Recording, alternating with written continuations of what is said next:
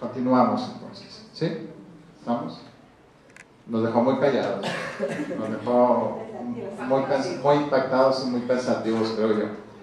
Seguimos con nuestro siguiente panelista, con nuestra siguiente panelista. Ella es la doctora Blanca Valenzuela, quien es invitada del Departamento de Psicología y Ciencias de la Comunicación a esta mesa redonda denominada Mujer y Liderazgo. Bienvenida, doctora, le cedemos el micrófono. Bien, muchas gracias al maestro Javi y por supuesto al Comité Ejecutivo del Sindicato de Trabajadores Académicos de la Universidad de Sonora por organizar este tipo de eventos para celebrar y conmemorar el Día de la Mujer. Entonces agradezco también pues, la compañía que me honra en esta mañana, porque pues, tengo colegas muy distinguidos que ahora estamos aquí presentes. Ahora que Francisca, la doctora Francisca, exponía su historia de vida, en cierta manera consideraba yo que esto también es un espacio didáctico para ustedes como estudiantes, donde podemos retomar algunas técnicas, ¿sí?, para estudiar las historias de vida, las narrativas, y cómo esto nos puede conllevar a lo que es la representación cualitativa del dato psicológico.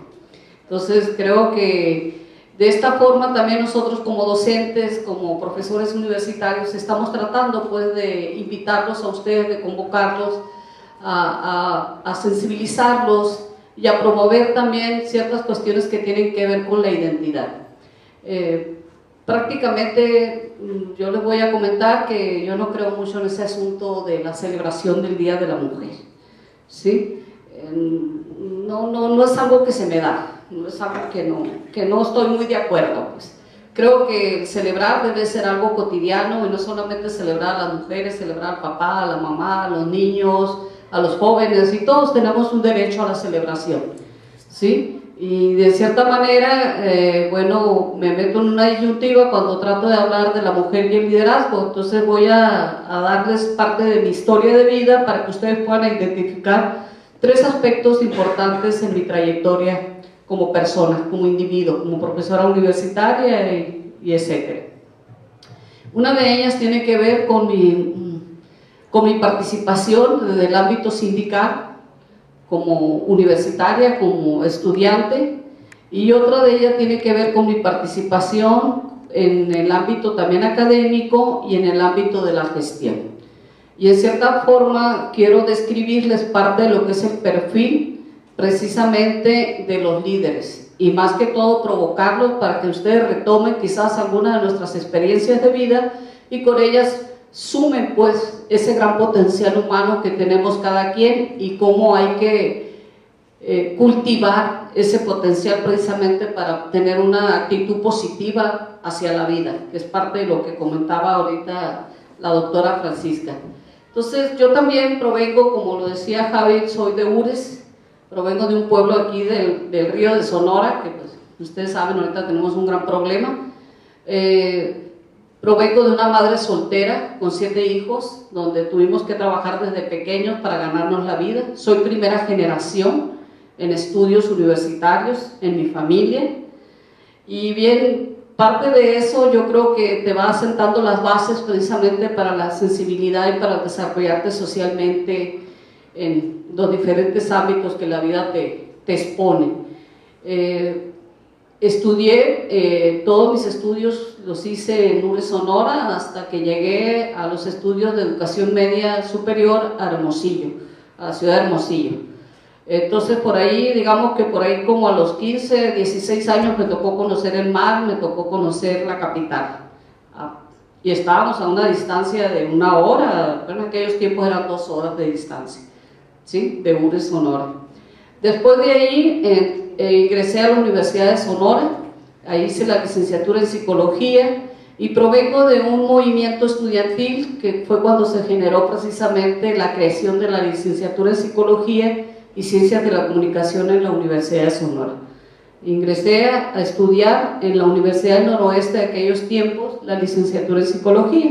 Después, gracias a la movilización estudiantil, fue posible fundar estas 2 licenciaturas en la Universidad de Sonora, en una institución de carácter público, en la máxima casa de estudios.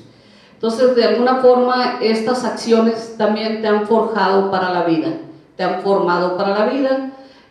Ingreso a la Universidad de Sonora, termino mi licenciatura en Psicología y participo activamente, digamos, en la actividad sindical. Ingreso como profesora de asignatura, duro 12 años como profesora de asignatura, de aquí para allá, dando clases en ingeniería, en administración, en psicología. Bueno, finalmente logramos ingresar a la Universidad de Sonora como profesora, como docente, con mucho orgullo. Participo en las actividades sindicales, formo parte de las diferentes comisiones que el sindicato en ese momento instrumenta para buscar la mejora en las condiciones laborales de sus trabajadores, y represento a los profesores de asignatura como un sector importante en la Universidad de Sonora. Logramos de tal forma luchar por cláusulas en aquel tiempo, como la cláusula 221 del 89, por ahí así en los 90, y logramos, bueno, buscando la estabilidad laboral también de los trabajadores. Entonces, a partir de lo que es una formación de estudiante, a pasar a estos espacios, y de ahí nos fuimos a participar precisamente, a lograr buscar un espacio en la academia, a fortalecernos en la academia, y ingreso a la maestría en psicología, que en ese tiempo la tenía el departamento. Después de ello formo parte ya entro en las actividades de gestión que tiene que ver con la administración. Ingreso siendo delegada sindical, a otro día ingreso a ser secretaria administrativa del Departamento de Psicología y Ciencias de la Comunicación. En cierta manera considero que mi experiencia me ha dado esa sensibilidad precisamente para tener una perspectiva transformadora de lo que debe de ser la Universidad de Sonora y de lo que deben de ser nuestros propios espacios en los que convivimos cotidianamente. Posteriormente a ello, participo ya por la jefatura del Departamento de Psicología y Ciencias de la Comunicación, instrumentando un proceso democrático que ha sido único, histórico hasta la fecha. A pesar de existir la ley, nosotros instrumentamos un proceso de consenso, de consulta, donde todos los estudiantes en ese momento, que eran parte de nuestra plantilla, pasaron a votar y a decidir por quién querían que fuera su jefe de departamento o jefa de departamento. Entonces hubo una terna, participamos en ello, votaron los estudiantes, votaron los profesores y votaron los trabajadores. Entonces, a partir de esa decisión fue posible entonces asumir la jefatura de departamento. Posteriormente viene un proceso de reelección, me toca impulsar, siendo jefa de departamento, lo que es la modificación del plan de estudios de la licenciatura en Psicología y de Comunicación, que es el modelo por competencias, que es un modelo pionero en aquellos tiempos en la Universidad de Sonora, y con ello también impulsar parte de lo que es la transformación académica, buscando la acreditación del programa de la licenciatura en Psicología y Ciencias de la Comunicación, de tal manera que obtenemos esa categoría de ser un programa reconocido por su calidad académica. Entonces, parte de eso pues ha sido la oportunidad que también mi comunidad me ha dado la posibilidad de trabajar de manera compartida con todos ellos, porque pues si no hubiera sido también parte de la decisión que se trabaja junto con los estudiantes, los académicos y los administrativos, pues claro que no hubiéramos llegado a impulsar eso. Entonces creo que es parte de lo que debe caracterizar un liderazgo compartido, en la manera en cómo fomentar precisamente la comunicación al interior de una estructura organizativa, como en este caso fue nuestra experiencia. Posteriormente a ello participamos en un proceso de elección de director de división de Ciencias Sociales, pasando entonces, todavía manteniendo un récord en elección de directores de división. Aquí tengo un compañero mío que es el director de la división de Económico Administrativo, donde el Consejo votó por nosotros con 65 votos en primera ronda. Hasta la fecha mantenemos ese récord. Posteriormente, bueno, por ahí hubo la iniciativa de participar por la rectoría de la Universidad de Sonora. Creíamos que ya estábamos maduras para esto, que podíamos tener una propuesta innovadora que buscara esa transformación que nuestra institución requería, y entonces nos adentramos en este proceso, participamos en ese proceso, con una gran experiencia porque ya hubo la oportunidad de ampliar el contexto de participación y buscar ya no nomás a los compañeros de económico administrativo, sino los de ingeniería, para ver qué es lo que estaba ocurriendo, qué pensaban los estudiantes, qué pensaban los profesores, etc. Después, bueno, fue una rica experiencia, desafortunadamente, bueno, pues no ganamos, pero aquí estamos y con muchas ganas.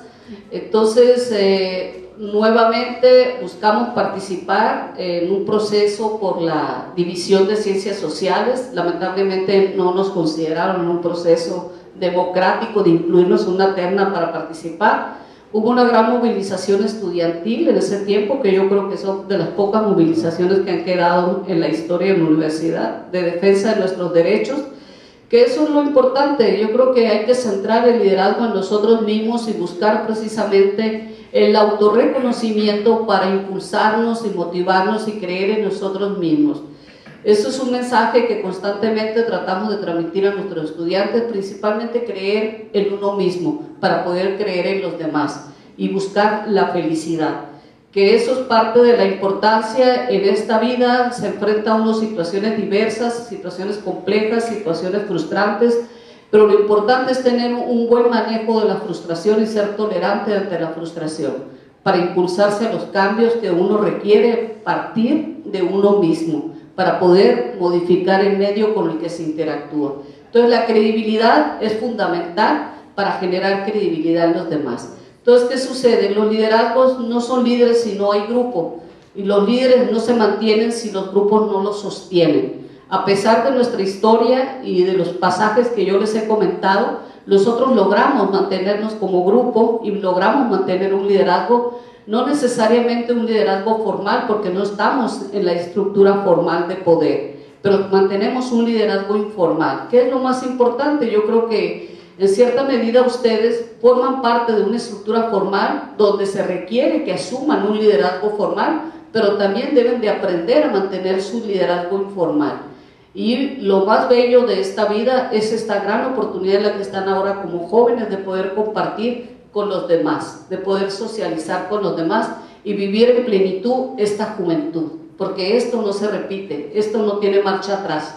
Entonces hay que disfrutarla y de alguna forma también estar expuesto a enfrentar esas situaciones que la vida nos expone y a vivir esas situaciones y a vivirlo, a promover una actitud positiva, proactiva hacia la vida.